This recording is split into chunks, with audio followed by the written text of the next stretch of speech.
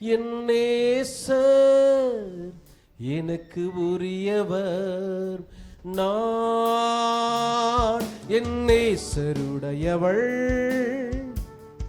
என் நேசர் எனக்கு உரியவர், முத்தரிக்கப்பட்ட கிணறு நான், மறைவிக்கப்பட்ட ஊற்று நான். முத்தரிக்கப்பட்ட கிணறு நான், மறைவிக்கப்பட்ட ஊற்று நான். நான் என் நேசருடையவள். எல்லாம் சேர்ந்து சொல்லமா? எனக்கு உரியவர், நான் என் நேசருடையவள். என் நேசர் எனக்கு உரியவர். 1000 பேர்களில் சிறந்தவர், அன்பரின் நேசரானவர். 1000 பேர்களில் சிறந்தவர், அன்பரின் நேசரானவர். வாயின் முத்தங்கள் முத்தியே இருந்து போற்றுவார். வாயின் முத்தங்கள் முத்தியே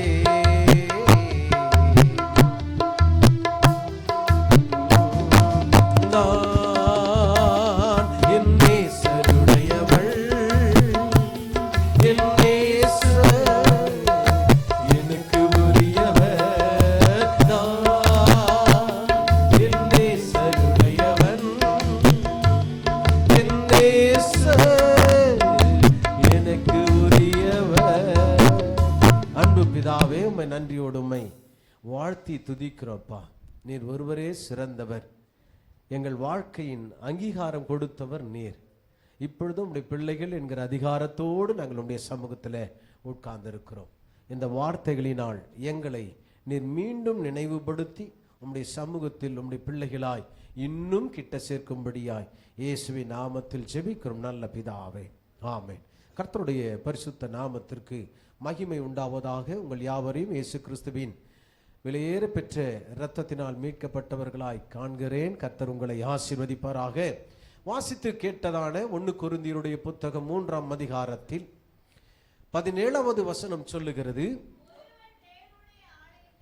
ஒருவன் தேவனுடைய ஆலயத்தை கெடுத்தால் அவனை தேவன் கெடுப்பார்.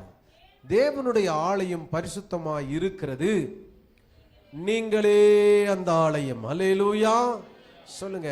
I am the temple of God. நான் தேவனுடைய ஆலயம். அல்லேலூயா. இதை சொல்லும் பொழுதே நமக்குள்ள ஒரு பெரிய சந்தோஷம் வரும். ஏன் தெரியுமா? இந்த ஆலயத்துக்குள் தான், இந்த குட்டி இருதயத்துக்குள்ள தான், இந்த குட்டி கூடாரத்துக்குள்ள தான் வானத்தையும் பூமி உண்டாக்கின சர்வ வல்லமையுள்ள தேவன் வாசம் பண்ணுகிற இடமாய் இருக்கிறார். ஆமென். நானே அந்த ஆலயம். சொல்லுங்க, நானே அந்த ஆலயம். இப்ப பக்கத்துல சொல்லுங்க, நீங்களே அந்த ஆலயம். நம்ம சொல்லும் பொழுதே நமக்கு ஒரு மகிழ்ச்சி இல்லை? இன்னைக்கு கடவுளை தேடி ஜனங்கள் எங்கெங்கோ போகிறாங்க. ஆண்டவர் சொல்றாரு, நான் எங்கேயும் இல்லை, உங்களுக்குள்ளே இருக்கிறேன். ஹல்லேலூயா. வசனத்தின் அந்த அதிகாரத்தினுடைய கடைசி சொல்லுகிறது, அவர் உங்களுக்குள்ளே இருப்பதினால், நீங்கள் அவருக்கு இடம் கொடுத்திருப்பதினால். அந்த வசனத்தின் கடைசியா சொல்லுகிறது, ஆகவே நீங்கள் கிறிஸ்துவுடையவர்கள். ஹல்லேலூயா. நான் கிறிஸ்துவுடையவன். ஆமென். நான் கிறிஸ்துவை தரித்திருக்கிறபடியால், கிறிஸ்து எனக்குள்ளே இருக்கிறபடியால், நான் அவருக்கு சொந்தமாய் இருக்கிறபடியால், அவருடைய சொத்தாய் நான் இருக்கிறேன். அல்லேலூயா. அன்புக்குரிய தேவ பிள்ளைகளே, இன்றைய செய்திக்கான சாரம்சம், நீங்கள் கிறிஸ்து உடையவர்கள் என்கிற அந்த சாரத்தோடு கூட ஒரு கேள்வியோடு கூட இன்றைக்கு இந்த செய்தியின் தலைப்பை நான் வைத்திருக்கிறேன். இப்ப நம்ம கேட்டுட்டோம், நாம சொல்லிட்டோம், நான் கிறிஸ்து உடையவன், நீங்கள் கிறிஸ்து உடையவர்கள் என்று. ஆனால் அவருக்கு உடையவர்கள், அவருக்கு சொந்தமாய் இருக்கிறோமா? அவருக்கு உரிமையாய் இருக்கிறோமா? அவர் எப்பொழுதும் நம்ம மேல அதிகாரம் செலுத்துகிறாராய் நாம் விட்டு கொடுக்கிறோமா? எப்பொழுதும் அவருடைய கட்டளைக்கு நாம் கீழ்ப்படுகிறோமா? எப்பொழுதும் அவருடைய வார்த்தையின்படி நடக்கிறோமா என்கிற ஒரு மிகப்பெரிய கேள்வியை உங்களுக்கு முன்பாக வைக்கிறேன்.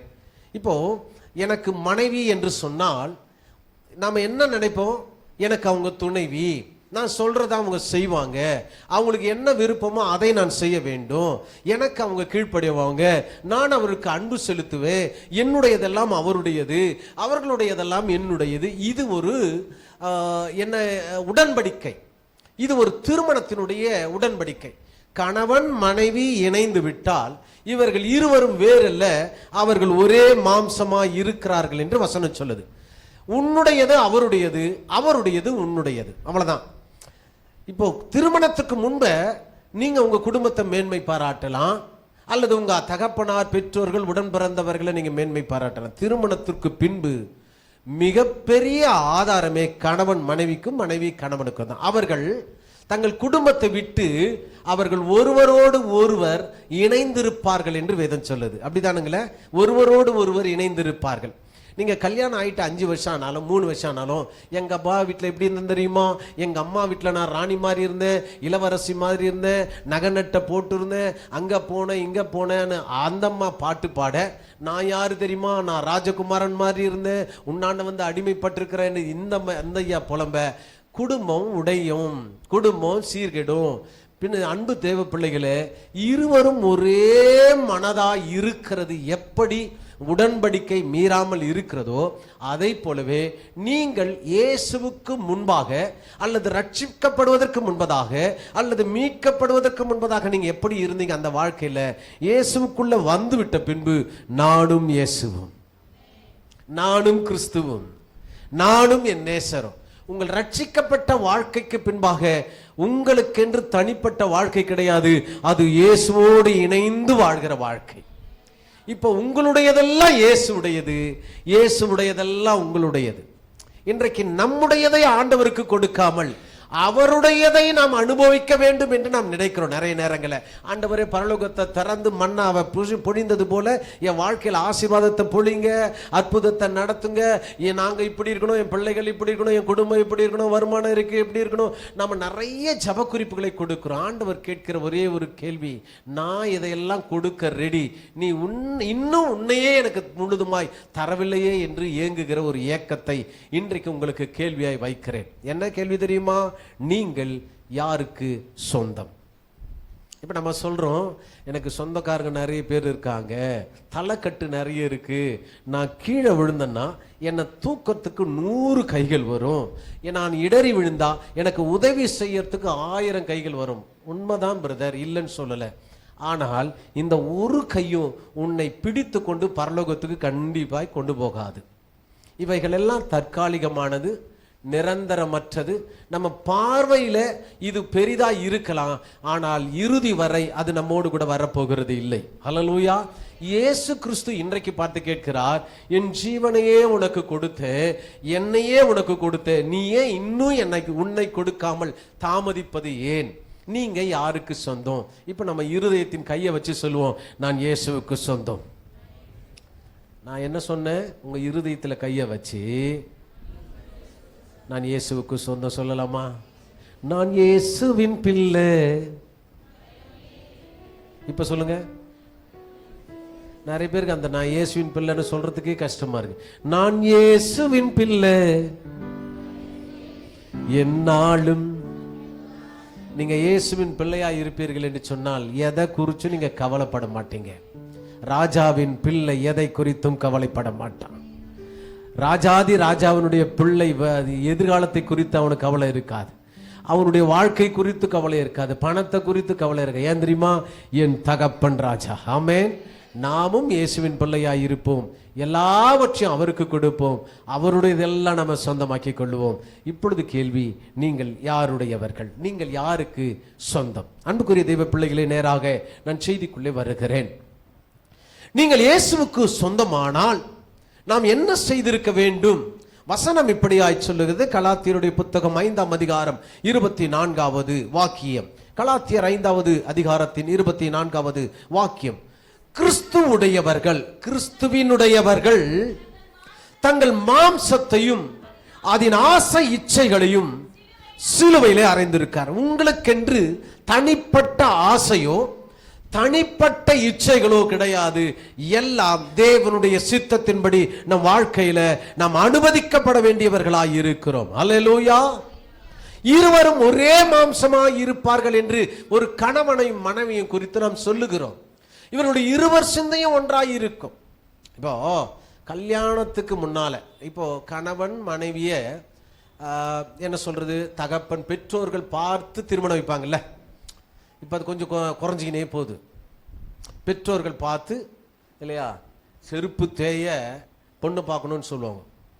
அப்படின்னா நடையா நடக்கணும். அந்த பொண்ணை விசாரிக்கணும், அந்த குடும்பத்தை விசாரிக்கணும், மாப்பிள்ளை விசாரிக்கணும், அவங்க குடும்பத்தை விசாரிக்கணும், அவங்களுடைய ஆவிக்குரிய வாழ்க்கை, அவங்களுடைய ஜப வாழ்க்கை, அவங்களுடைய சபை ஐக்கியம், இவையெல்லாம் விசாரிச்சு இல்லையா அந்த பெண்ணை எடுக்கிறதையும் அந்த பெண் வீட்டுக்கு இந்த மருமகனை கொடுக்கறதும் ஒரு கலாச்சாரமாக இருந்தது. இன்னும் ஒரு 20 வருஷம் போச்சுன்னா அப்படியெல்லாம் ஒரு வாழ்க்கை இருந்ததான்னு கேட்குற மாதிரி ஒரு கேள்வியும் வரும். போகட்டும். இப்போ இவையெல்லாம் இணைந்து விட்ட பின்பு, கணவனும் மனைவியும் இணைந்து விட்ட பின்பு அவர்கள் கொஞ்ச நாள் அந்த மிஸ் அண்டர்ஸ்டாண்டிங்லேயே இருப்பாங்க. கொஞ்ச நாள் இனி எப்படிப்பட்ட அது பெற்றோர்களால் பார்த்து வைக்கிற திருமணமாக இருக்கட்டும், இருமணம் ஒன்றிணைந்த திருமணமாக இருக்கட்டும், எதேச்சா நடைபெறுகிற திருமணமாக இருக்கட்டும், ஆக்சிடென்ட்டாக நடக்கிற திருமணமாக இருக்கட்டும், எதுவாக இருந்தாலும் இந்த அண்டர்ஸ்டாண்டிங் வருவதற்கு கொஞ்சம் நாட்கள் காலதாமதமாகும். அது 1 வருஷமாக இருக்கலாம், 2 வருஷமாக இருக்கலாம், சிலருக்கு 5 வருஷம் ஆகும், சிலருக்கு 10 வருஷம் ஆகும். ஏன் கொஞ்ச நாளுக்கு முன்னால் பத்திரிகையில் பார்த்தோம், 55வது வயதில் கணவன் மனைவி புரிந்து கொள்ளாதபடினால் அவர்கள் ஒருமனப்பட்டு விவாகரத்துக்கு அவர்கள் அப்ளை பண்ணாங்கன்னு சொல்லி ஒரு செய்தி கூட பார்த்துருப்பேன். ஆச்சரியமான செய்திகள். ரைட். அப்போ 2-3 வருஷத்துக்குள்ள இயேசுவானவர் உங்கள் குடும்பத்துக்குள்ள இடைப்பட்டு உங்கள் இரு மனங்களையும் ஒரே மனமாய் மாற்றுகிற ஒரு மிகப்பெரிய அற்புதத்தை ஆண்டவர் செய்வார். அப்படி செய்யலைன்னா யாரிடத்துல ஒரு இடத்துல குறை இருக்குன்னு அர்த்தம். கல்யாணம் ஆயிட்டாலுமே 3 வருஷத்துக்குள்ள ஒன்றுபட்டுணும். ஒரு குழந்தை பிறந்த உடனே கணவன் வீடு நம்ம வீடு, மாமியார் வீடு நம்ம வீடுன்னு சொல்லி அது வருகிற மருமகளாகட்டும் மாமியாராகட்டும் ஒரே மனதோடு போயிடணும். பிள்ளைகளாகட்டும் ஒரு மனதோடு இருக்கணும். அது நம்ம வீட்டு பிள்ளை, நம்ம மனைவி, நம்ம குடும்பம், நம்முடைய ரத்தம், நம்முடைய சந்ததி, நம்முடைய வாரிசு என்கிற ஒரு ஐக்கியம் வந்துவிட வேண்டும். ரைட். இப்போ அப்படி வரவில்லை என்று சொன்னால் அங்க ஏதோ ஒரு கோளாறு இருக்குன்னு அர்த்தம். நாமும் இன்றைக்கு கிறிஸ்தவ வாழ்க்கையில இத்தனை வருஷம் தேவனுடைய சபையில் ஐக்கியமாய் இருக்கிறோம், அவரோடு கூட வருகிறோம், அவருடைய வார்த்தையை கேட்கிறோம், கீழ்ப்படுகிறோம், சட்டத்திட்டங்களுக்கு உட்படுகிறோம், அவர் வேதம் என்ன சொல்லுது அதன் பயப்படுகிறோம். ஆனாலும் அவருக்கும் எனக்கும் ஏதோ ஒரு தடை, நாம் ஒன்றிணையாதபடி, அவர் என் ஜபத்துக்கு பதில் கொடுக்காதபடி, அவர் என்னை காணாதவர் போல இருக்கிறதை போல, நான் கைவிடப்பட்டதை போலவும் எனக்கும் அவருக்கும் இருக்கிறதான தொடர்பு ரொம்ப விரிசலாய் காணப்படுகிறது என்று சொன்னால் உங்களுடைய இன்டர் ரிலேஷன்ஷிப்ல ஏதோ ஒரு பிரச்சனை இருக்குன்னு அர்த்தம். நான் இயேசுவோடு கூட சொல்றேன், உங்களுடைய ரிலேஷன்ஷிப்ல உறவுல ஏதோ ஒரு பிரச்சனை இருக்கு, அதை சரி செய்து கொள்ள வேண்டும். அதற்கு நாம முதல்ல ஆண்டவரிடத்துல ஒப்புரவாகணும். ஆண்டவரே, நான் உம்முடையவன். இந்த உலகத்தில் எத்தனையோ தெய்வங்களுக்கு பின்னால ஓடனேன், அவைகள் என்னை ரட்சிக்கல, அவைகள் என்னை ஆசீர்வதிக்கல, அவைகள் எனக்காக ரத்தம் சிந்தவில்லை, அவைகள் எனக்காக ஜீவனை கொடுக்கல. ஆனால் உம்முடைய ரத்தத்தையும் ஜீவனையும் கொடுத்து என்னை மீட்டு உம்முடைய பிள்ளையா வச்சிருக்கிறீங்க. உமக்கும் எனக்கும் ஏன் இந்த இன்னும் தொடர்பு குறைவாக இருக்கிறது? என்னிலே காணப்படுகிற என்ன தவறுகள் உம்மையும் என்னையும் நெருங்க விடாதபடி பண்ணுகிறது என்று சொல்லி ஆண்டவரிடத்துல நாம் ஒப்புரவாகிற பிள்ளைகளாய் இருக்கும் பொழுது ஆண்டவர் அதை சுட்டி காட்டி நம்மை சரிபடுத்தி அவர் தம்மிடத்தில் சேர்த்துக் கொள்ளுகிறவராய் இருக்கிறார். வேதம் சொல்லுகிறது, நீங்கள் கிறிஸ்துவுடையவர்கள், நீங்கள் கிறிஸ்துவை ஏற்றுக்கொண்ட பின்பு உங்களுக்கென்று தனிப்பட்ட ஆசையோ பாசமோ கிடையாது. நான் ஏற்கனவே சொல்ல வந்த நிகழ்வு என்ன என்று சொன்னால், ஒரு குறிப்பிட்ட வயது வரை இணைந்து வாழ்கிற தம்பதியார் ஒரு காரியத்தை மனைவி நினைப்பாங்க, கணவன் சொல்லுவார். அல்லது கணவன் ஒரு பிளானை சொல்றதுக்கு முன்னால, ஆமாங்க இதை நான் நினைச்சேங்க. எத்தனை கணவன் மனைவி வீட்டில் அப்படி நடந்திருக்கு, எத்தனை குடும்பத்தில் நடந்திருக்கு. நான் பேச வர சப்ஜெக்டை எங்கள் வீட்டுக்கார் பேசிடுறாரு. அல்லது நான் இப்படி தான் செய்யணும்னு நினைக்கிறேன், அந்த அம்மா செஞ்சிடுறாங்க. எனக்கு இது பிடிக்கும்னு நினைக்கிறேன், அவர் வாங்கி கொடுத்துடுறார். நான் இதை நினைக்கும் பொழுதே அவர் செஞ்சிடுறார் அப்படின்னு நம்ம சொல்லுவோம் என்று சொன்னால், நான் சொல்லுகிறேன், நிச்சயமாய் நீங்கள் இரு மனமும் ஒருமனப்பட்ட தம்பதியர் என்பதில் சந்தேகம் இல்லை. அதே போலதான் நீங்கள் எதை நினைக்கிறீர்களோ இயேசு அதை உடனே செய்து முடிப்பார் என்று சொன்னால், இயேசு எதை நினைக்கிறாரோ அதை உடனே நீங்கள் ஒப்பு கொடுப்பீர்கள் என்று சொன்னால், உங்களுக்குள்ள இருக்கிறதான அந்த உறவு முறை ஆழமாய் இருக்கிறது என்று அர்த்தம். அல்லேலூயா, அல்லேலூயா. நீங்கள் அவருக்கு சொந்தம் என்று நினைத்து விட்டால் தம்முடைய பண்டக சாலையை அவர் திறந்து உங்க கையில சாவியை கொடுத்துருவார். அந்த நம்பிக்கை பெறுவது தான் ரொம்ப கொஞ்ச நாள் ஆகும். அந்த நம்பிக்கை பெறணும். ஆண்டவரே, உம்முடைய ஆஸ்தி எல்லாம் என்னுடையது, என்னுடையதெல்லாம் உம்முடையது, இந்த ஒப்புரவாகிற தன்மை. இப்போ வசனம் சொல்லுகிறது, நீங்கள் கிறிஸ்துவுடையவர்களானால் நீங்கள் உங்கள் மாம்சத்தையும் உங்களுடைய சிந்தையும் ஆசை இச்சைகளையும் சிலுவையிலே அறிந்து. இனி எனக்கு தனிப்பட்ட ஆசை கிடையாது, இனி தனிப்பட்ட என்னுடைய டெசிஷன் கிடையாது. ஏன்னா என் மணவாளன் என் தேவைகளை சந்திக்க அவர் போதுமானவர். என் மணவாளன் எனக்கு அவர் கொடுப்பார், எனக்கு உரியவர் என் தேவைகளை அவர் சந்திப்பார் என்கிற அந்த விசுவாசம். அல்லேலூயா. ரோமர் எழுதின நிருபம் 6ஆம் அதிகாரத்தின் 6வது வசனம் இப்படியாய் சொல்லுகிறது.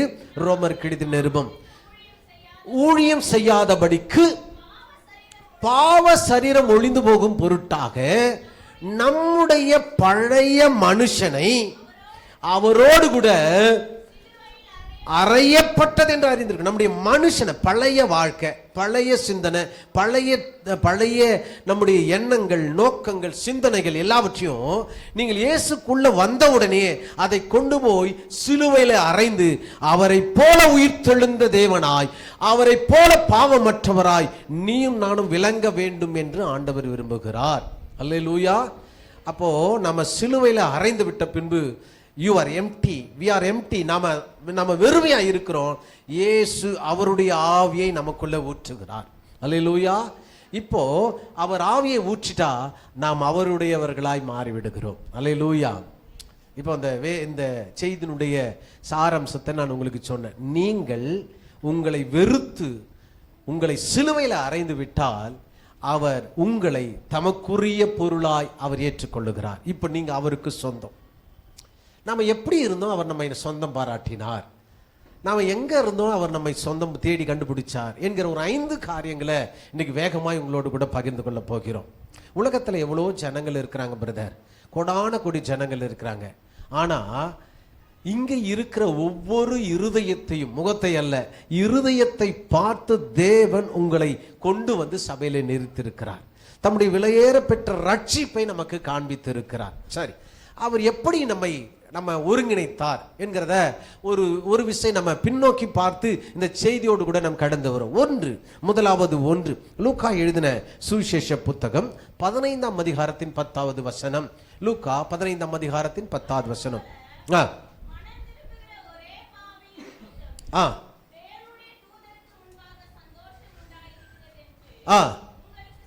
உங்களுக்கு சொல்லுகிறேன், ஒரு பாவியின் நிமித்தம் பரலோகம் சந்தோஷம். அப்படி என்றால் இந்த உலகத்துல எல்லாரும் பாவம் செய்து தேவ மகிமையற்றவர்களாய் காணப்பட்டார்கள் இல்லையா?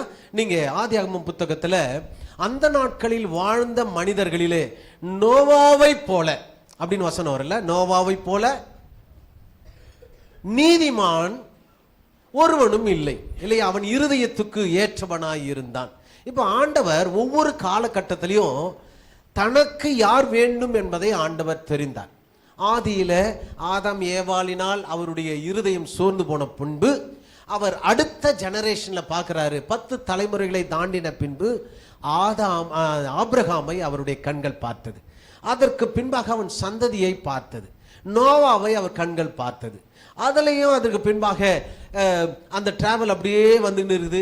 ஒரு கூட்டத்தில் அந்த இஸ்ரவேல் ஜனங்களை மீட்க மோசே மேலே தேவனுடைய பார்வை இருந்தது. அதன் பின்பாக ஆசாரிய ஊழியம் செய்யும்படியே ஆரோனின் மேலே அவருடைய பார்வை இருந்தது. அவர்களை வழி நடத்தும்படியாக யோசுவாவை ஆண்டவர் தெரிந்து கொண்டார். அதற்கு பின்பாக ஒவ்வொருவராக ராஜாவாக சவுலை அவர் தெரிந்தெடுத்து. இப்படி பார்த்தீங்கன்னா ஒவ்வொரு காலகட்டத்திலையும் தேவனுடைய பார்வை ஒரு மனிதன் மேலே விழுந்தது. இன்றைக்கு ஆண்டவர் அதே கண்கள் உன்னையும் என்னையும் பார்த்து அவர் கண்டுபிடித்தார். அல்லேலூயா. He find me, he find you. ஆண்டவர் நம்மை, உன்னையும் என்னையும் இவ்வளவு மக்கள் மத்தியில ஆண்டவர் உங்களை கண்டுபிடித்திருக்கிறார். அல்லேலூயா. முதல்ல அவருடைய கண்கள் நம்மை கண்டது. ஆமென். என் கருவை கண்கள் கண்டதே, மறைவாய் வளர்வரை கவனித்தீரே, என் கருவை கண்கள் கண்டதே. சொல்லுங்க.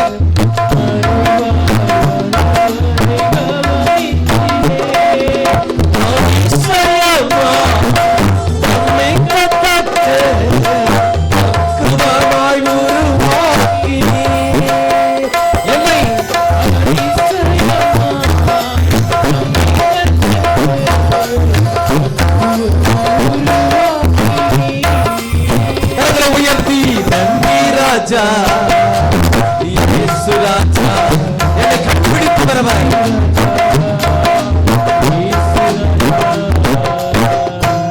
என்னை காண்பவரே,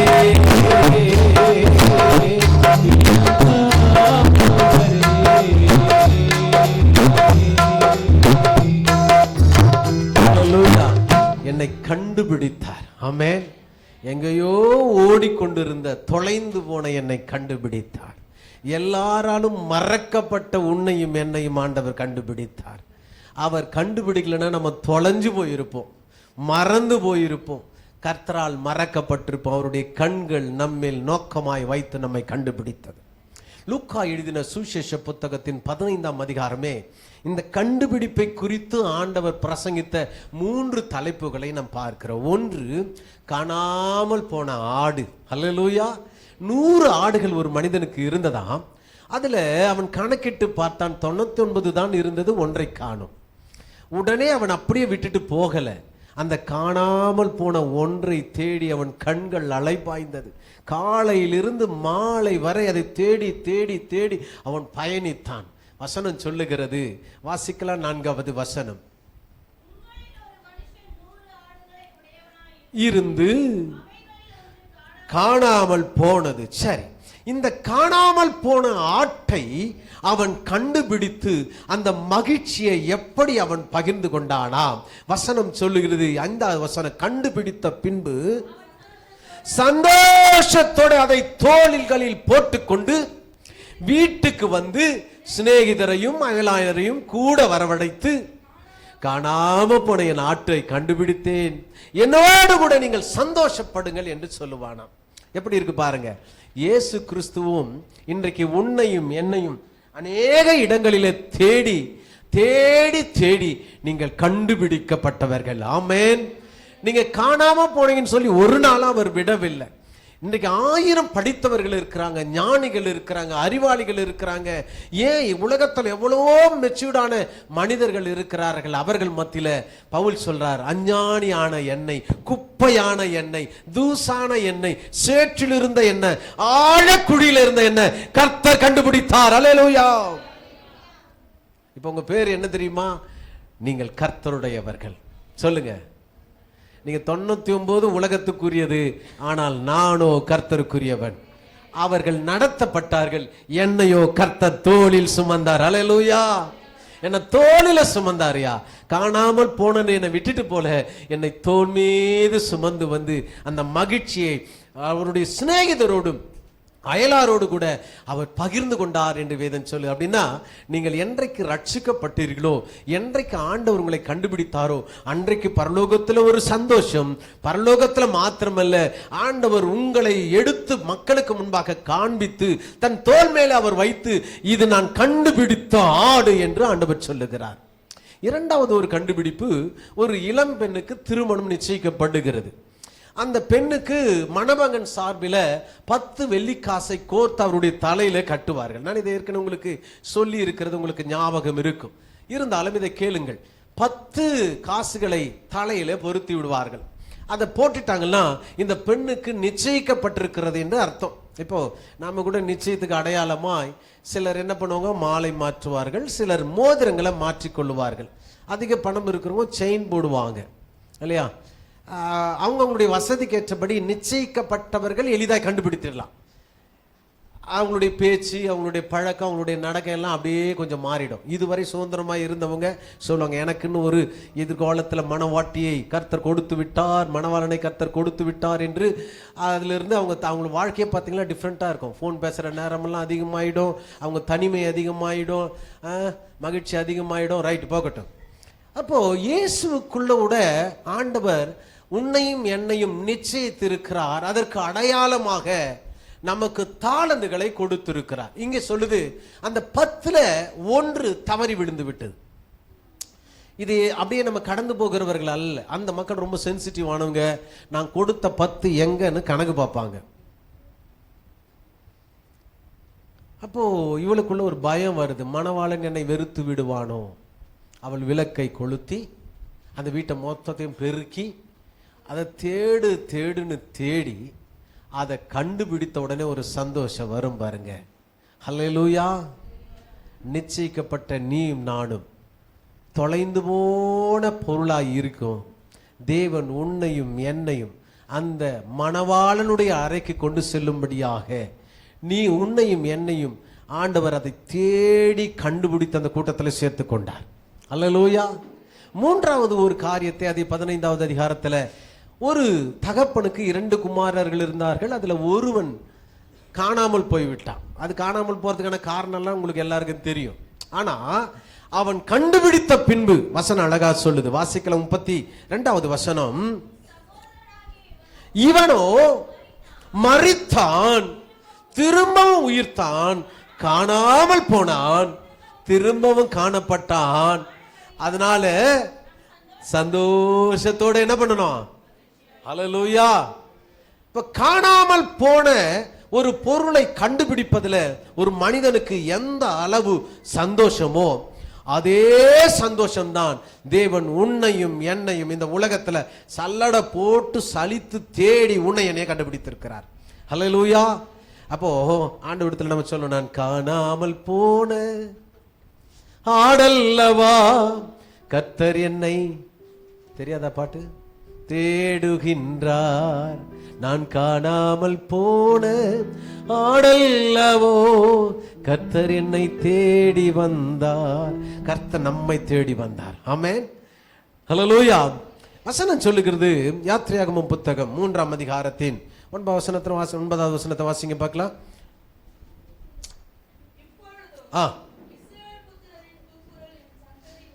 இப்போ ஒரு காரியம் நடக்குது. என்ன தெரியுங்களா?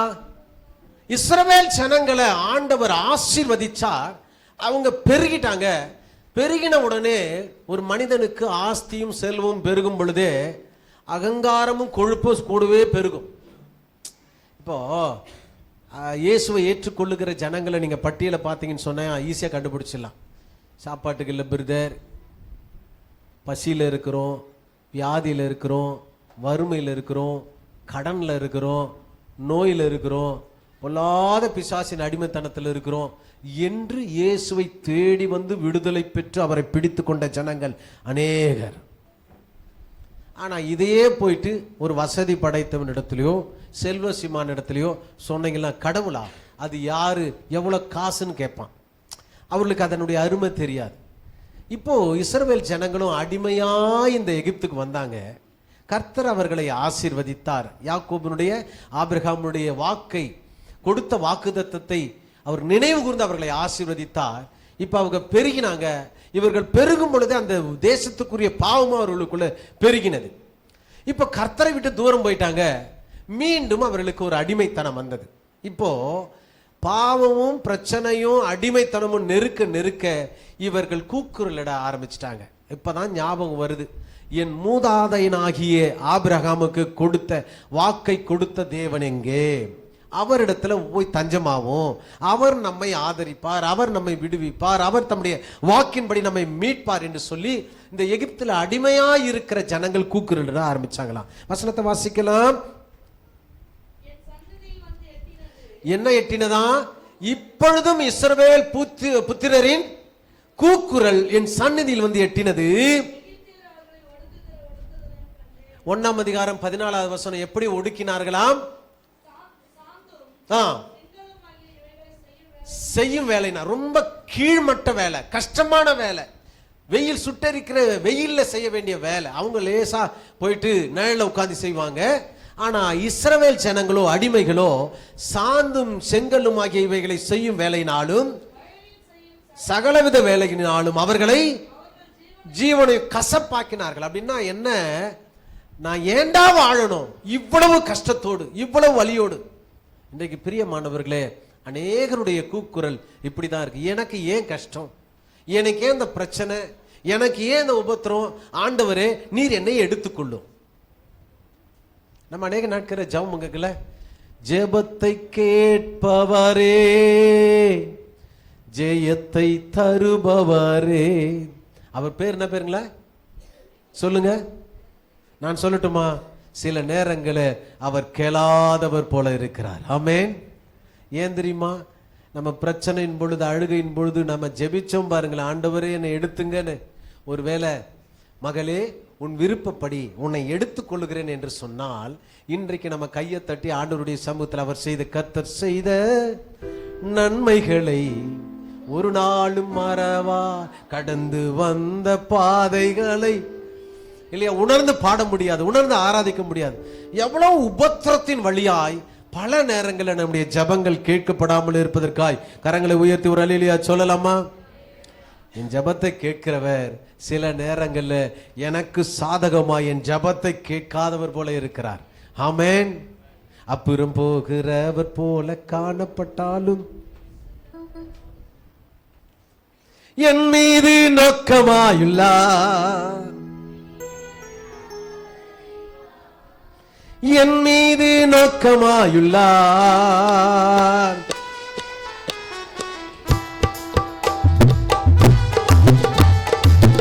தம்பி பாட்டு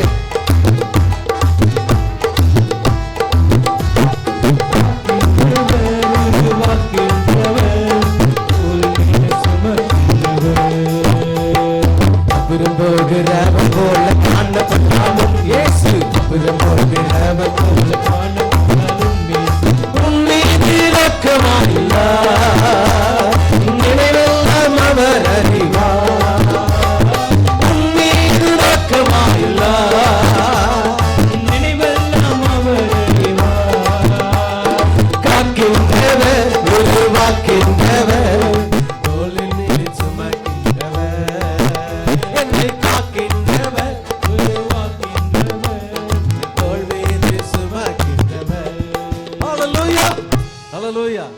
அப்புறம் ஒருவர் போல இருந்தாலும் அவர் நம்மை நோக்கி கொண்டு இருக்கிறார். ஆமென். அப்படியே கொஞ்ச நேரம் அப்படி பார்க்காத மாதிரி இருப்பார். ஆனாலும் இன்னொரு பக்கம் என் ஜனங்கள் படுகிற பாடுகளை எண்ணி என் இருதயம் உடைகிறது என்று மோசேவை ஆடுகளுக்கு பின்னால போயிருந்த அந்த மோசே நிற்க வச்சு முட்செடியின் நடுவில் அவனிடத்துல பேசி அவனுக்கு வல்லமையை கொடுத்து இஸ்ரவேலை மீட்டு கொண்டு வரும்படியா கர்த்தர் பாராட்டினார். அல்லேலூயா. அதைத்தான் யோபு சொல்லுகிறார் 34வது அதிகாரத்தின் 27வது வசனம். அவர் எளியவர்களின் கூக்குரலை கேட்கிறவராயிருக்கிறார். ஆமென். அன்பு தேவ பிள்ளையே, அவர் கேட்டபடினால்தான் உங்களை கண்டுபிடித்தார். அல்லேலூயா.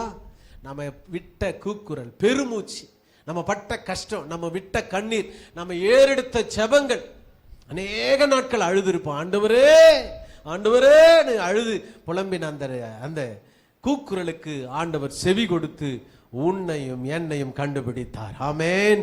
ஹல்லேலூயா. அப்போ ஆண்டவர் நம்ம முதல்ல கண்டுபிடிக்கிறார். எங்க இருந்தாலும் உங்களுடைய சத்தத்தை அவர் அறிந்திருக்கிறார். ஆமென். 1000 பிள்ளைங்க இருக்கட்டையா ஸ்கூல்ல, ஒரு பிள்ளை சத்தமிடும், சொல்லுவான் என் பிள்ளை அங்க இருக்கு பார், அவன் சத்தம் எனக்கு கேட்குது. ஒரு பெற்றோருக்கு உன் பிள்ளையினுடைய சத்தம் அறிந்திருக்கும் என்று சொன்னால், உன்னை தாயின் வயிற்றிலே உருவாகும் முன்பே பேர் சொல்லி அழைத்த என் தேவன் உன் சத்தத்தை ஒரு நாளும் புறம்பே தள்ளவே மாட்டார். ஆமென். உன்னை பார்த்து ஒரு நாளும் இவளை நான் செவி கொடுக்க மாட்டேன்னு சொல்லுவார். கொஞ்சம் பொறுமையா இருப்பார். இன்னும் வா கிட்ட, இன்னும் வா, இன்னும் வா. நல்ல தகப்பன் என்ன தெரியுமா செய்வான்? இன்னும் கிட்ட வா, உன்னை தூக்கிக்கிறேன், இன்னும் கிட்ட வா. இது அவனுக்கு வழி கொடுக்கிறதல்ல, நடக்க பழகுகிற சொல்லுகிற கர்த்தர். ஆமென். சில பிள்ளைங்க நடக்க பழகும் போது ஓடி விழுந்துரும். சில பேர் அப்படியே பதறுவாங்க. ஆனா நல்ல தகப்பன தாயை சொல்லுவாங்க எழுந்து வா அப்படின்னா அது காலூன்றி எழுந்து நிற்க அதற்கு உறுதியும் தைரியத்தையும் கொடுக்கிறவர்கள் நல்ல பெற்றோர். அவர் நமக்கு நல்ல தகப்பன். ஹல்லேலூயா. முதல்ல ஆண்டவர் நீங்கள் அவருக்கு சொந்தமா இருக்க அவர் முதல்ல உங்களை கண்டுபிடித்தார். இரண்டாவது ஆண்டவர் என்ன செய்தார் தெரியுமா? வசனத்தில் வாசிக்கலாம். ஏசாயா 43ஆம் அதிகாரத்தின் 1வது வசனம். Isaiah chapter 43 verse 1.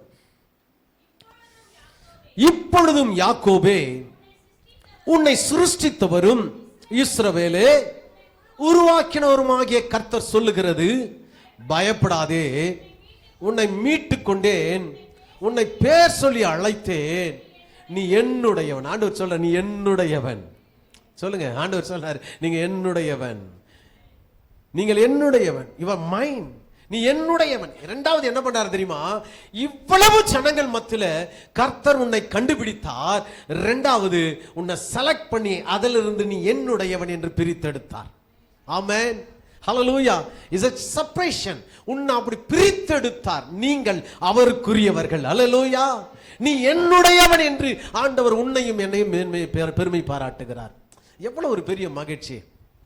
சில பேர் சொல்லுவாங்க, இஸ் மை மேன், இவர் என்னுடையவர் இல்லையா.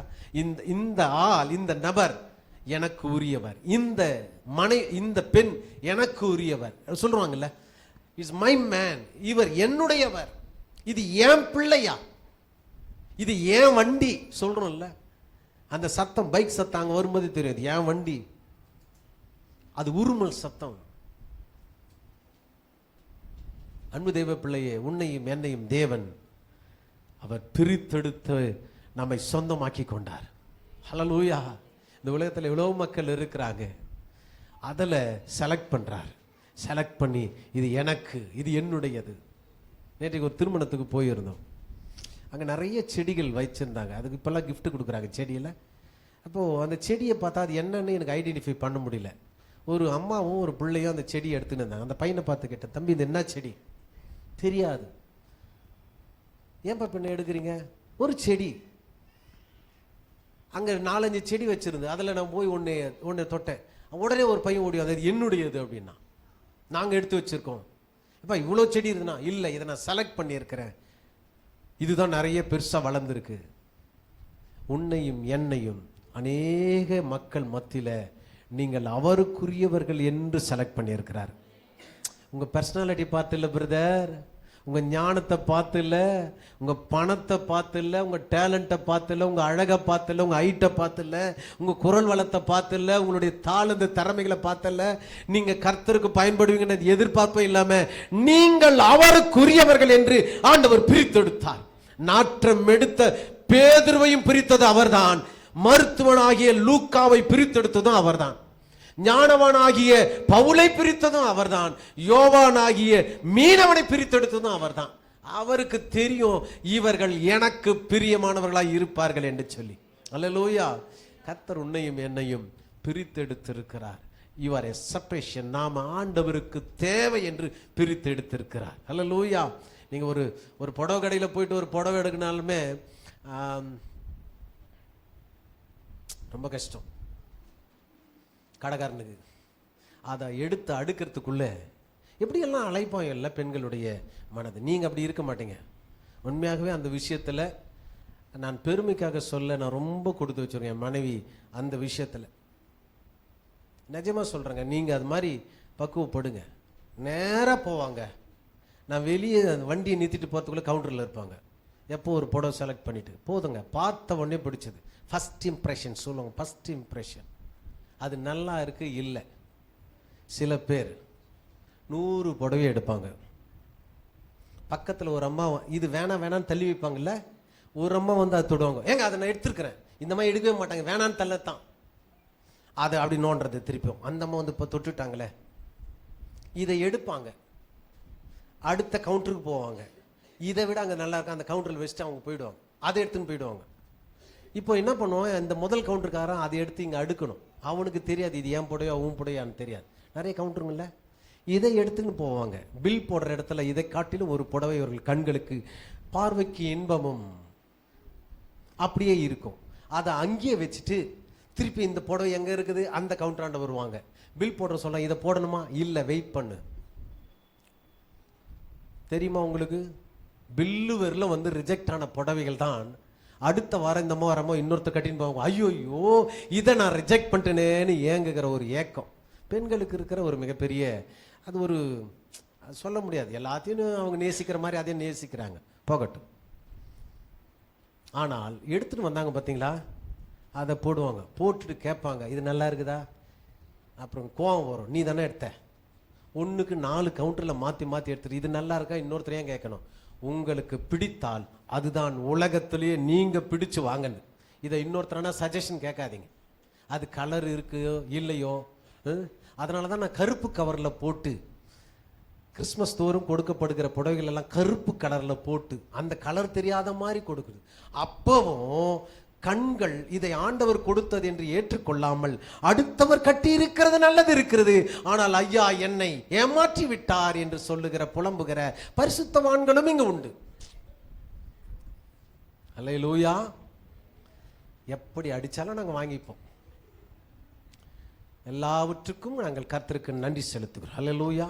ஆனால் ஒன்று தெரிஞ்சுங்க, உங்களுக்கென்று ஆண்டவர் கொடுத்ததை ஒருவராலும் தடை செய்ய முடியாது.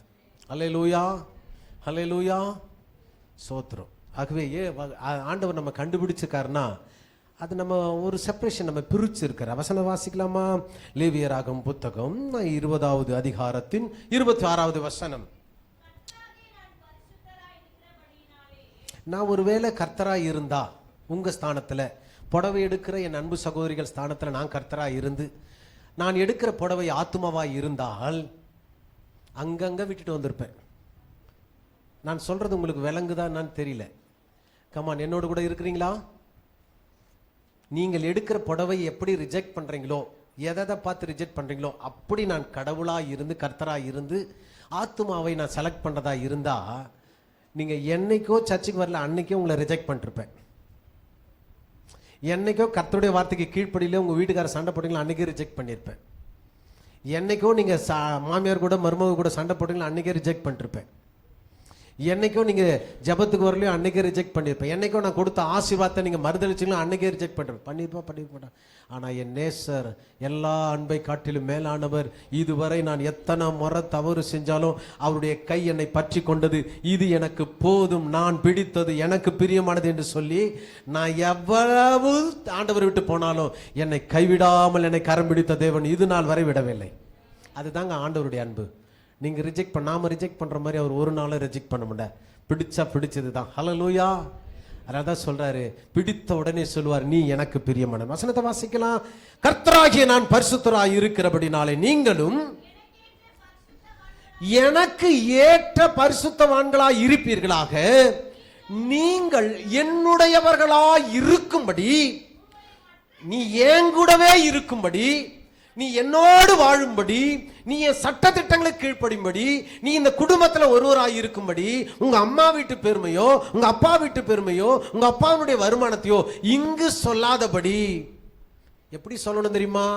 உனக்குரியவர்கள் எனக்குரியவர்கள், உன் கடவுள் என் கடவுள், உன் மக்கள் என் மக்கள், நீ எங்க இருக்கிறியோ நான் அங்க இருக்கிற, நீ எங்க சாவறியோ அங்க சாவறேன் அப்படின்னு சொல்ற நல்ல நல்ல யாரை போல இருக்கணும்? யாரை போல இருக்கணும்? அப்படி சொல்லுங்க, எல்லாம் சேர்ந்து சொல்லுங்க, நான் ரூத்தை போல இருப்பேன் சொல்லுங்க. ஆண்டவர் பார்க்கிறாரு. நாக்கில் ஒரு ரூத்தை போல இருக்கணும். அல்லேலூயா. அப்போ உடனே நம்ம சொல்லணும், நான் ரூத்த மாதிரி இருக்கேன், எங்க மாமியார் நகோமி மாதிரி இருக்கட்டேன் அப்படின்னா அர்த்தம் மொத்த பேர் செத்து போகணும்னு அர்த்தம். அப்படியெல்லாம் இல்லைங்க. யார் இருந்தாலும் இல்லாவிட்டாலும், அல்லேலூயா, சாவர வெறும் கசப்பா பார்க்குற மாமியார்கள் ஒரு நாளும் பரலோகத்துக்கு போக முடியாது. சாவர வெறுப்பா பார்க்குற மருமகன் ஒரு நாளும் பரலோகத்துக்கு போக முடியாது. இது எத்தனை முறை எத்தனை ஊழியக்காரர்கள் தேவதூதர்களே வந்து பிரசங்கித்தாலும், பிரைஸ் தி லார்ட், நான் ஒப்பு கொடுக்கிறேன், இன்றையிலிருந்து என் மாமியார் எனக்கு, சொல்லுங்க, எனக்கு பக்கத்து வீட்டு அம்மா கூட நல்ல மதிப்பு கொடுக்குறோம், மாமியார் கொடுக்குறதே கிடையாது. சொல்லணும், அவர் என் தாய். சரி, இயேசுவே வந்து பிரசங்கிக்கிட்டோம். வசனம் சொல்லுது, நீங்கள் எனக்கேற்ற பரிசுத்தவான்களாய் இருப்பீர்களாக, நீங்கள் என்னுடையவர்களாய் இருக்கும்படி உங்களை மற்ற ஜனங்களை விட்டு, மற்றவர்களை விட்டு பிரித்து எடுத்தார். இப்போ உங்க கேரக்டர்லாம் உலகத்துல என்ன கேரக்டர் டெட் ஆப்போசிட்டா இருக்கணும். அப்படிதானுங்களே? அவர் பிரித்து எடுத்தால் எப்படி இருக்கணும்? ஆப்போசிட்டா இருக்கணும். அவங்க சண்டை போடுவாங்க, நீங்க சமாதானமா இருக்கணும். அவங்க அழுவாங்க, நீங்க சிரிக்கணும்.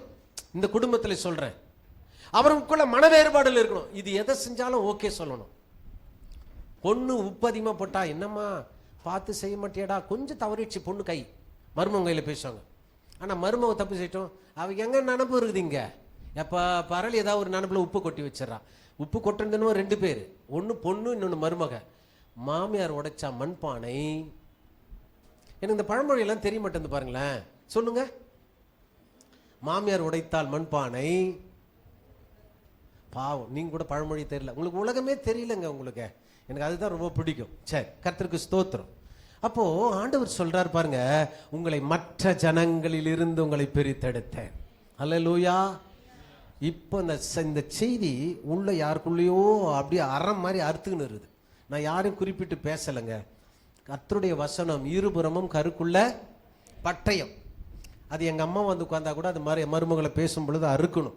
எங்கள் மனைவி உட்காந்தா கூட எங்கள் அம்மாவை பார்க்கும் பொழுது அது உள்ளே அறுக்கணும். ஐயோ மாமியாரை தவறாக பேசிட்டோமே அப்படின்னு சொல்லிட்டு. சபை அதனால தான் குடும்பமாக சபைக்கு வரணும்.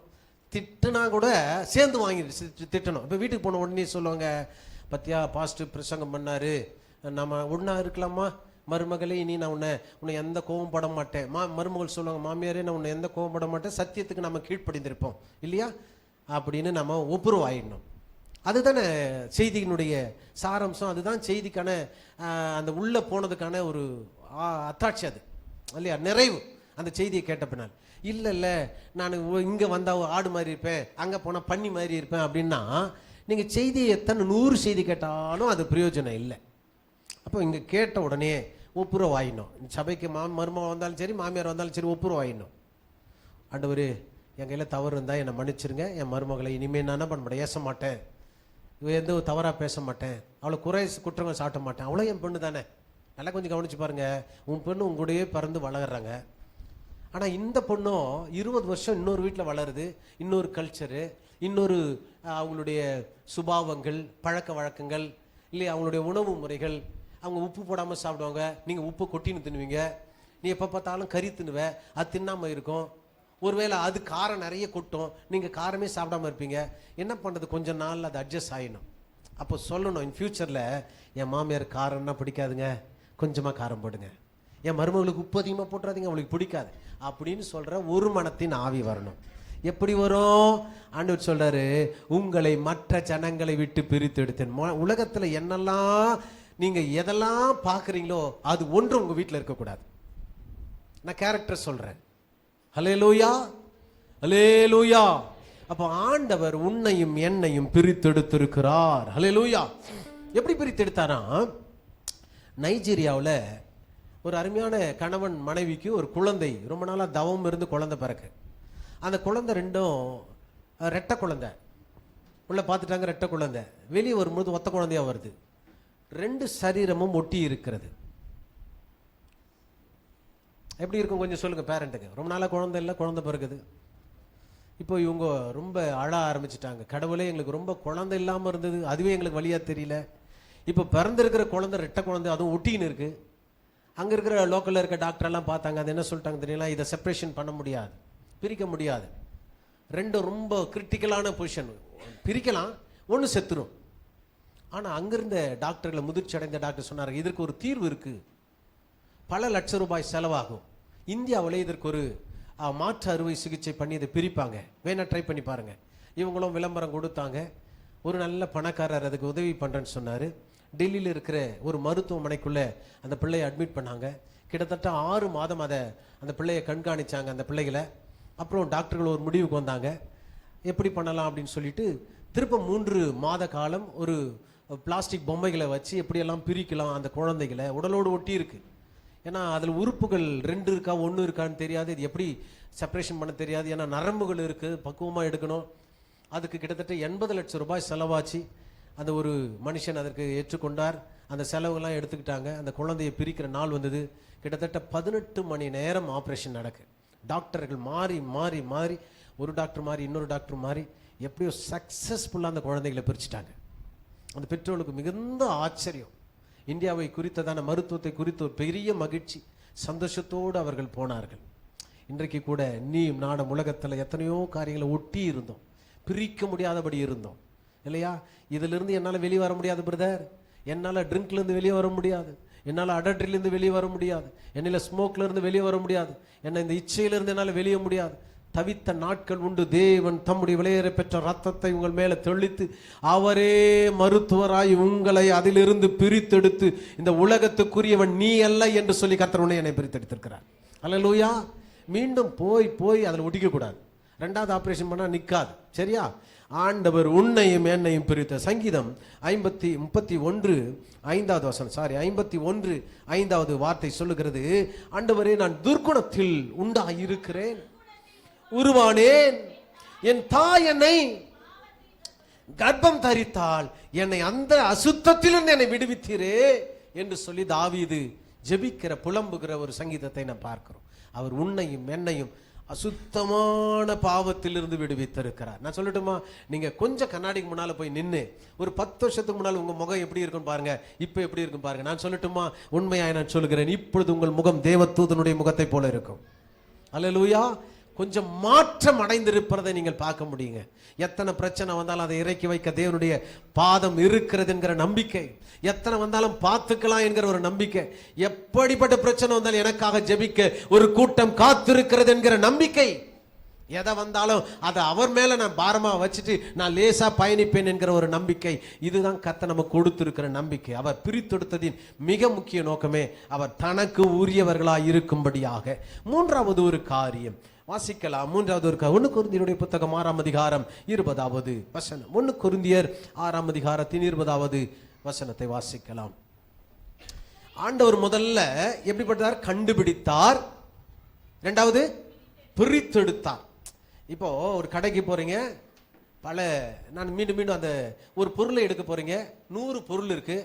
அதில் பார்த்து அங்க அந்த 3வது ரேக்ல இருக்க 4வது பொருள் கண்டுபிடிச்சிட்டீங்களா? ரைட். அதை இப்போ அதிலிருந்து அந்த நெரிசல் இருந்து அந்த பாத்திரங்கள்ல இருந்து அந்த பொருளை கொண்டு வந்து டேபிள்ல வச்சாச்சு, அதை பிரித்து எடுத்து கொண்டு வந்து வச்சாச்சு. இப்போ என்ன பண்ணோம்? இதை சொந்தமாக்கணும். அதுக்கு என்ன பண்ணணும்? வெரி குட், பில் போடணும். அதுக்கு ஒரு கிரயத்தை கொடுக்க வேண்டும், அதற்கு ஒரு விலையை கொடுக்க வேண்டும். என்னுடையது என்று சொன்னால் போதாது, அது என்னால் வாங்கப்பட வேண்டும். அல்லேலூயா. 1 கொரிந்தியர் 6ஆம் அதிகாரம் 20வது வசனம். கிரயத்துக்கு கொல்லப்பட்டீர்களே, ஆகையால் தேவனுக்கு உடையவர்களாகிய உங்கள் சரீரத்தினாலும் உங்கள் ஆவியினாலும் அல்லேலூயா அல்லேலூயா நீங்கள் கிரயத்திற்கு விலை கொடுத்து இப்பொழுது தேவன் உங்களையும் என்னையும் வாங்கி இருக்கிறார். சொல்லுங்க ஆமென். அல்லேலூயா. நிறைய நேரங்களில் நான் அல்லேலூயா சொல்லி நீங்க அல்லேலூயா சொல்லி ரொம்ப களைத்து போயிடுறீங்க. இப்ப சொல்லுங்க, நான் கர்த்தரால் வாங்கப்பட்டவன். அல்லேலூயா.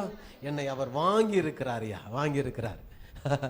ஐ சோல்ட், நான் விற்கப்பட்டவன். யாருக்கு? கர்த்தருக்காக. He paid the price with blood. எதனால அவர் வாங்கியிருக்காரு? எதை கொடுத்து வாங்கியிருக்கிறாரு? பணமா, பொருளா? நீங்க வாங்குறது என்பது பழங்கால தொட்டு இருக்கிறது. ஒரு பொருளை கொடுத்து இன்னொரு பொருளை வாங்குவாங்க. இப்போ வெளிநாட்டிலேருந்து நீங்க பண்ட மாற்று முறைன்னு சொல்லுவாங்க இல்லையா? நீங்க படிச்சிருப்பீங்க, ஹிஸ்டரியில் படிச்சிருப்பீங்க. எங்க ஊர்ல கோதுமை நிறைய விளையுது, எனக்கு அரிசி தேவைப்படுது. அரிசி எங்க விளையுது? அங்க கோதுமை அங்க ஏற்றுமதி பண்ணிட்டு அங்க இருக்கிற அரிசி இறக்குமதி பண்ணிப்பேன். இது டிரான்ஸ்ஃபர்மேஷன். நான் இது என்னுடைய பண்ட மாற்று முறை, என்னுடைய பொருளை கொடுத்து இன்னொரு பொருளை வாங்குறது. இது காலப்போக்கில் இதுக்கு ஒரு நடுத்தரமான ஒரு பொருளை கண்டுபிடிச்சாங்க. அது பேர் பணம்னு வச்சாங்க. அது ரூபான்னு சொன்னாங்க. அப்ப அந்த ரூபாவை கொடுத்து உனக்கு தேவையான பொருளை வாங்கிக்கலாம், அவனுக்கு ரூபாவை கொடுத்து தேவையான பொருளை வாங்கிக்கலாம். என் கோதுமையை நான் ரூபாவாய் மாற்றுவேன், அவன் அரிசியை ரூபாவை மாற்றுவான். என் பணத்தை கொடுத்து நான் அரிசியை வாங்கிப்பேன், அவன் பணத்தை கொடுத்து கோதுமை வாங்கிப்பேன். புரியுதுங்களா உங்களுக்கு? இது பண்ற மாற்று முறையிலிருந்து பண மாற்று முறை ஆயிடுச்சு. இது அப்படி வாங்கப்பட்டது அல்ல. நீங்கள் அப்படி வாங்கப்பட்டவர்கள் அல்ல. நாம் ஆடோ மாடோ கிடையாது. விலை கொடுத்து வாங்குவதற்கு நாம் அவருடைய சாயலாயிருக்கிறோம். ஏற்கனவே அவரிலிருந்து தூரம் போய் நம்ம விழுந்து போயிட்டோம். இப்ப ஆண்டவர் அதை நம்மளிருந்து மீட்ட, நம்மை அடிமைப்படுத்தியிருந்த அந்த எஜமானனுக்கு ஒரு பொருளை கொடுக்க வேண்டும் என்று விரும்புகிறார். அது என்ன என்று கேட்கும்போது சொல்றான், உன் ஜீவனை கொடுத்து இவன் ஜீவனை மீட்டுக்கொள். அப்ப ஆண்டவர் சொல்றாரு, என் ஜீவனையே உனக்கு கொடுக்கிறேன். அவர் உனக்காக எனக்காக ரத்தத்தை கிரயமாய் சிந்தி உன்னையும் என்னையும் மீட்டிருக்க அந்த நல்ல தேவனுக்கு நீங்க எப்படி நன்றி செலுத்துவீங்க? இதுல இப்பதான் பாதி பேருக்கு தூக்கம் தெரிஞ்சிருக்குது. சிறு வயதுல தவறா எடுத்துக்காதீங்க. இந்த உதாரணத்துக்கு, எனக்கு சுத்தமா இங்கிலீஷ் தெரியாதுங்க, இப்பவும் தெரியாது, அது வேற விஷயம். ஏதோ 2-3 வார்த்தையை வந்து பேசிட்டு பேசுறேன். என் பிள்ளைங்க அது என்னதான் தப்பு இருக்குது தெரியல. அதுலயும் சச்சின் பார்க்குற முறைக்கிறத பார்த்தாலுமே அவரோட பார்க்கவே இப்படி திரும்பிப்பேன். அவர் தப்பு கண்டுபிடிக்கிறார் போல இருக்க. சரி, பிள்ளைகளுக்கு ஒரு ஆலோசனை. அங்கே யூத்தில் மீட்டிங் நடக்குதா இல்லையா? இப்போ புதன்கிழமை 2 வாரம் நடக்குது, 3வது வாரம் எங்கே போகிறாங்கன்னு தெரியல. சரி, ஒரு சின்ன ஆலோசனை. கர்த்தருக்கு சித்தமானால் வருகின்ற இந்த புதன்கிழமை நீங்கள் ஒரு இங்கிலீஷ் ஆராதனையை கொஞ்சம் நடத்துங்களேன். அந்த ஆன்லைனில் சொல்கிறேன் நான். தயவுசெய்து தமிழை தவிர்த்து இங்கிலீஷில் நடத்துங்க. நாங்களும் கலந்துக்கிறோம், கற்றுக்குறோம். ஏன்னா நல்லா படித்த பிள்ளைங்க இருக்கிறீங்க. உங்கள் தாளந்துகளை மண்ணில் போட்டு என்ன பண்ணாதீங்க, நீங்கள் புதைக்காதீங்க இல்லையா? யாருக்கு தெரியும், நீங்கள் ஒரு ஆங்கில புலமை உள்ள தேவனுடைய வார்த்தையை பேசுகிற தேவ பிள்ளைகளாய் கர்த்தர் எடுத்து உங்களை பயன்படுத்த விரும்புவார். ஆமென். சரி, நான் சொல்கிற சஜஷன் பிடிச்சிருக்குங்களாங்க? ஹலோ, சொல்கிறது பிடிச்சுங்களா? என்ன தம்பி, ஓகே. பின்னால் இங்கிலீஷ் ஆராதனை ஒரு 1/2 hour, நீங்கள் 1 hour கொஞ்சம் டைம் க்ளோஸ் பண்ணிவிடுங்க. 1 hour உட்காரத்துக்கு பிள்ளைங்க யோசனை பண்ணான்னு நினைக்கிறேன். 1/2 hour மாற்றிடுங்க. ஒரு 10 minutes ஒர்ஷிப், ஒரு 5 minutes நீங்கள் அந்த prayer request, 15 minutes God's word இல்லையா? நீங்கள் கர்த்தருடைய வார்த்தையை நீங்கள் இங்கிலீஷில் பேசுங்க, இங்கிலீஷில் லீட் பண்ணுங்கள், இங்கிலீஷில் ப்ரேயர் ரெக்வஸ்ட் கொடுங்க. எல்லாம் நல்லா படித்த பிள்ளைங்க, டபுள் டிகிரி வாங்கியிருக்கிறீங்க, உங்களை லட்சக்கணக்கில் பணம் கொட்டி உங்கள் அப்பா அம்மா படிக்க வச்சுருக்கிறாங்க. அட்லீஸ்ட் இங்கேனா நீங்கள் பேசுங்க, சரியா? ரைட். நீங்கள் அதுக்குள்ளே ஒரு சஜஷன் பண்ணுங்கள். அதுக்கு மீட்டிங் 1 மணி நேரம் போட்டு மீட்டிங் எல்லாம் நடத்த வேணாம். இப்போ நான் சொன்னதை அப்படியே நீங்கள் ஷேர் பண்ணிவிட்டு வருகிற புதன்கிழமை நீங்கள் ஆரம்பிங்க. புதன்கிழமை வேண்டாம் இல்லையா, குடும்ப ஜெபம் இருக்குது, சரியா? அடுத்த வாரத்திலேருந்து நீங்கள் யார் செய்தி யாருன்றதை நீங்கள் கொஞ்சம் டிசைட் பண்ணுவீங்க. கர்த்தர் உங்களை ஆசீர்வதிப்பார். சரி, எதுக்காக சொன்னோம்? கர்த்தர் நம்மை கிரயத்திற்கு மீட்டார். ஹல்லேலூயா. 1 கொரிந்தியருடைய புத்தகம் 7ஆம் அதிகாரம் 23வது வசனம் சொல்லுகிறது. 1 கொரிந்தியர் 7ஆம் அதிகாரம், கொல்லப்பட்டீர்களே, நீங்க ஏற்கனவே கர்த்தர் உங்களை விலை கொடுத்து வாங்கிவிட்டார், இனி நீங்கள் என்ன பண்ணக்கூடாதா? சொல்லுங்க, வசனத்தை சொல்லுங்க. மனுஷருக்கு சொல்லுங்க, மனுஷனுக்கு. ஆமென், ஹல்லேலூயா. நான் சொன்ன எது கிரயம்? எது கிரயம்? எபேசியர் 1:7 சொல்லுது, அவருடைய இரத்தத்தினால் நீ நானும் மீட்கப்பட்டிருக்கிறோம். வெளிப்படுத்தினர் 7ஆம் அதிகாரம் 13-14வது வசனம் சொல்லுகிறது, ஆட்டுக்குட்டியின் இரத்தத்தால் நீங்கள் மீட்கப்பட்டவர்களாய் இருக்கிறீர்கள். 1 கொரிந்தியர் வெளிப்படுத்தினர் 7ஆம் அதிகாரம் 13-14வது வசனம். மூப்பர்களில் ஒருவனை நோக்கி, வெள்ளையங்கிகளை தரித்திருக்கிறவர்கள் யார், எங்கே இருந்து வந்தார்கள் என்று கேட்டார்கள். அதற்கு ஆண்டவரே தெரியும். வேகமா வாசிங்கம்மா. வந்தவர்கள் அங்கிகளை ஆட்டுக்குட்டியின் ரத்தத்துல தோய்த்து வெளுத்தவர்கள். அல்லேலூயா. இது எங்க இந்த விட்னஸ்னா? பரலோகத்துல. நீயும் நானும் இயேசு கிறிஸ்துவின் ரத்தத்தினாலே தோய்த்து. ரத்தத்துல தோய்ச்சா எப்படி இருக்கும்? என்ன கலர்ல இருக்கும்? சொல்லுங்க, என்ன கலர்ல இருக்கும்? சிவப்பா தான் இருக்கும். ஆனால் இயேசுவின் ரத்தம் நம்மை கரைகள் எல்லாம் அகற்றி வெண்மையும் பரிசுத்தமாய் மாற்றி விட்டது. அல்லேலூயா, அல்லேலூயா, அல்லேலூயா. எபிரேயர் 9ஆம் அதிகாரம் 12வது வசனம் சொல்லுகிறது. எபிரேயர் 9ஆம் அதிகாரம் 12வது வசனம் வாசிக்கலாம். இரத்தத்தினால் அல்ல, தம்முடைய சொந்த இரத்தத்தினால் ஒரே தரம் மகா பரிசுத்த ஸ்தலத்தில் பிரவேசித்து நமக்கு அந்த ரட்சிப்பை கொடுத்திருக்கிறார். ஆமென். சொந்த ரத்தத்தினால, சொந்த ரத்தத்தினால. சில பேர் சொல்லுவாங்களா, என் பாலூட்டி வளர்த்தேன், என் ரத்தத்தை பாலாக்கி உன்னை வளர்த்தேன். சில தாய்மார்கள் சொல்லுவாங்க, நீ இப்படி இருக்கிறியே, ரத்தத்தில் வளர்த்தண்டா. இயேசு உன்னையும் என்னையும் தம்முடைய சொந்த ரத்தத்தினால் மீட்டிருக்கிறார். அல்லேலூயா. முதல்ல சொன்னேன், நாம் யாருக்கு சொந்தம்? முதல்ல ஆண்டவர் நம்ம என்ன பண்ணாரு? கண்டுபிடித்தார், பிரித்தெடுத்தார். இப்ப கிரயத்திற்கு நீங்கள் மீட்கப்பட்டீங்க அல்லது வாங்கப்பட்டீங்க. 4வது, வாங்கின பொருளை, வாங்கின உன்னை என்னையும் அப்படியே அவர் யூஸ் பண்ணக்கூடாது. ஒரு பொருளை வாங்கினா அதை சுத்திகரிக்கப்பட வேண்டும். சொல்லுங்க, என்ன பண்ணணும்? கிளீன்னஸ். ஆண்டவருக்கு எப்பொழுதுமே ஒரு பொருளை வாங்கி அல்லது ஒரு மனிதனை மீட்டெடுத்து அப்படியே பயன்படுத்துகிறவர்கள, அவர் தம்முடைய இரத்தத்தினால் அவர்களை கழுவி பரிசுத்தப்படுத்தி பயன்படுத்துகிறவர். ஆமென், ஹல்லேலூயா. தீத்துனுடைய புத்தகம் 2ஆம் அதிகாரம் 14வது வசனம் சொல்லுகிறது, உன்னை அவர் கொண்டு வந்து, உன்னை கண்டுபிடித்து, உன்னை மீட்டெடுத்து, உன்னை கிரயத்திற்கு வாங்கி கொண்டு வந்து என்ன செய்தாராம்? உன்னுடைய உள்ள காணப்படுகிற, வெளியே காணப்படுகிற சகல அக்கிரமங்களில் இருந்து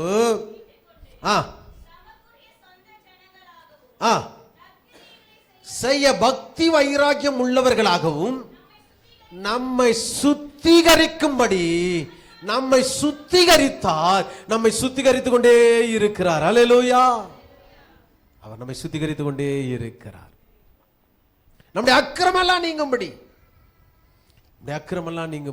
2 கொரிந்தியர் புத்தகம் 7ஆம் அதிகாரம் 1வது வசனம் சொல்லுகிறது. வாசிக்கலாம். 2 கொரிந்தியர் 7ஆம் அதிகாரம் 1வது வசனம். பிரியமானவர்களே, மாம்சத்திலும் ஆவியிலும் உண்டான எல்லா அசுசியும் நீங்க நம்மை சுத்திகரித்துக் கொண்டு பரிசுத்தமாக்குதலை. அப்ப அவர் நம்மை சுத்தப்படுத்திட்டாருன்னா நம்ம எப்படி இருக்கணுமா? அவருக்கு ஏற்ற பாத்திரமாய் நாம் இருக்க வேண்டும் என்று ஆண்டவர் விரும்புகிறார். அல்லேலூயா. அமெரிக்க தேசத்துல எர்மின் சால்வை என்று சொல்லப்படுகிற ஒரு சால்வை உண்டு. எர்மின் சால்வை நீங்க கொஞ்சம் நோட் பண்ணி வச்சுங்க. சால்வை ரொம்ப பரிசுத்தமானது, விலையேற பெற்ற ஒரு விலங்கினுடைய தோலிலிருந்து தயாரிக்கப்படுகிற சால்வை. அது தோலிலிருந்து எடுக்கிற அந்த மிருகத்தின் பேர் எர்மின். இது ரொம்ப பரிசுத்தமா இருக்குமா, ஒயிட்டா இருக்கும். இத வேட்டையாடி கொண்டு வருவதற்கு என்பது ரொம்ப சுலபமான காரியம் அல்ல. இல்ல, கவனிங்க. இந்த விலங்கு ஒரு வித்தியாசமான விலங்கு. மரத்தின் ஆழமாய் பொந்தை தோண்டி அதற்குள்ள குடியிருக்கும், அல்லது பாறைகளுக்கு நடுவே உள்ள போய் அது குடியிருக்கும். அதை வேட்டையாடுவது ரொம்ப கஷ்டம். இதை வேட்டையாடுகிறவர்கள் என்ன பண்ணுவாங்கன்னா, சுலபமா அதை பிடிப்பதற்கு, தம்பி காட்வின் கர்த்தர் உங்களோடு பேசி கொண்டிருக்கிறார், வேட்டையாடுவதற்கு என்ன பண்ணுவாங்களாம், இதற்கு பிடிக்காத ஒரு விஷயம், அந்த எர்வின் அந்த மரத்தை அந்த மிருகத்துக்கு பிடிக்காத ஒரு விஷயம்னா அழுக்குன்னா அதுக்கு பிடிக்காதான், அசுத்தம் அதுக்கு பிடிக்காது. ரொம்ப சுத்தமா வச்சுக்கும். தன் தோலை, தன்னுடைய இருப்பிடத்தை, தான் வாடுறத, தான் சாப்பிட்றத எல்லாத்தையும் பரிசுத்தமா வச்சுக்கும். சுத்தமா இருக்கணும் அதுக்கு. இப்போ இந்த வேட்டைக்காரங்க என்ன பண்ணுவாங்களாம், இதை அப்படியே பார்த்துருப்பான், எப்படி எங்க இருக்குது, எங்க வசிக்குதுன்னு. ஒரு பொந்தோ அல்லது மரத்தை கண்டுபிடிச்சிட்டா ரொம்ப அசுத்தமான சகதிகளை, நாற்றம் எடுத்த காரியங்களை கொண்டு போய் அது நுழைகிற அந்த நுழைவாயில ஓரத்தில் தடையிடுவாங்க. இப்ப இதை துரத்தும் போது என்ன பண்ணும்னா, இது வெளியே உணவு அது வேட்டையாடி கொண்டு இருக்கும் பொழுது இதை கண்டுபிடிச்சா ஓடி போய் அது பொந்துக்குள்ள உள்ள புழுந்துடும் வழக்கமா. இப்ப இது இந்த போற வழிக்குள்ள என்ன பண்ணுவாங்க, இந்த நாற்றத்தை பூசிடுவாங்க. பூசின உடனே அந்த வேட்டைக்காரன் துரத்த உடனே நேரா அந்த பொந்துக்குள்ள ஓட போகும். வெளியே இருக்கிற அந்த அழுக்கு தன் மேல படக்கூடாது என்று அதை விரும்பி அதை தவிர்த்துட்டு ஓட ஆரம்பிக்கும் பாருங்க. ஈஸியா அதை சுட்டோ அல்லது ஈட்டி எய்தோ அல்லது வில் எழுதியோ அதை சாவடிச்சிருவாங்க. அதுக்கு தெரியும் நாம இந்த பொந்துக்குள்ள இருந்தாதான் பாதுகாப்பு, இல்லாவிட்டால் ரத்தம் தான் சிந்தி சாகணும்னு அதுக்கு தெரியும். ஆனா அதுக்குள்ள இருந்த ஒரு வைராகியம் என்ன தெரியுமா, நான் எப்படிப்பட்ட சூழ்நிலை உயிரே போனாலும் நான் கரைபடிய மாட்டேன் என்கிற பரிசுத்தத்தை வாஞ்சிக்கிற ஒரு மிருகமாய் அது இருக்கிறதா. என் அன்பு தேவ பிள்ளையே, இப்பொழுது ஒரு கேள்வி உங்களுக்கு முன்பாக வைக்கப்படுகிறது. எந்த சூழ்நிலையிலேயும் நீங்கள் தேவனுக்கு பிரியமுள்ள பரிசுத்த வாழ்க்கை வாழ நம்மை அர்ப்பணிக்கிற ஜனங்களாய் இருக்கிறோம். அவர் நம்மை சுத்தப்படுத்தி இருக்கிறார். மீண்டும் மீண்டும் போய் அந்த அசுத்தத்தை ஒட்டி கொள்ளாதபடி, மீண்டும் மீண்டும் போய் அதில் சிக்கி கொள்ளாதபடி நம்மை காத்து கொள்ளுகிற ஒரு வாழ்க்கை ஜீவியம் நமக்குள்ள இருக்கிறதா? அப்படி இருந்தால் நீங்கள் விசேஷமானவர்கள், நீங்கள் அவருடையவர்கள், நீங்கள் அவருடைய கரத்தில் பயன்படுகிறவர்களாய் இருப்பீர்கள். ஒன்று, உன்னையும் என்னையும் அவர் எப்படி சொந்தமாக்கினார்? அவர் கண்டுபிடித்தார், பிரித்தெடுத்தார், கிரயமாய் தம் இரத்தத்தை கொடுத்தார், அவர் மீட்டெடுத்து உன்னையும் என்னையும் சுத்திகரித்தார். இப்பதான் முக்கியமான ஒரு பாயிண்ட் நான் முடித்து விடுகிறேன். உனக்கும் எனக்கும் பிள்ளை என்கிற அதிகாரத்தையும் ஆளுகையும் கர்த்தர் உனக்கு கொடுத்தார். அல்லேலூயா. பிரிச்செடிச்சு அப்படியே விட்டுல பிரதர், உன்னை மீட்டெடுத்து அப்படியே விடல, உன்னை புத்திர சுவீகாரம் பண்ணி அப்படியே கொண்டு வரல. அவர் ரெஜிஸ்டர் பண்றார், இவர் என்னுடையவள் என்று, இவர் என்னுடையவர் என்று. அப்படி என்று சொன்னால் என்னுடையதெல்லாம் இவனுக்கு உரியது என்று அவர் தன்னுடைய அதிகாரத்தையும் ஆளுகையும் உனக்கும் எனக்கும் கொடுத்திருக்கிறார். the power and authority. வசனத்தில் வாசிக்கலாம். 2 கொரிந்தியர் 6ஆம் அதிகாரம் 17-18 என்கிற வசனங்களை. 2 கொரிந்தியர் 6ஆம் அதிகாரம் 17-18. ஆனபடியால் புறப்பட்டு பிரிந்து போய் அசுத்தமானதை தொடாதீர்கள் என்று கர்த்தர் சொல்லுகிறார்.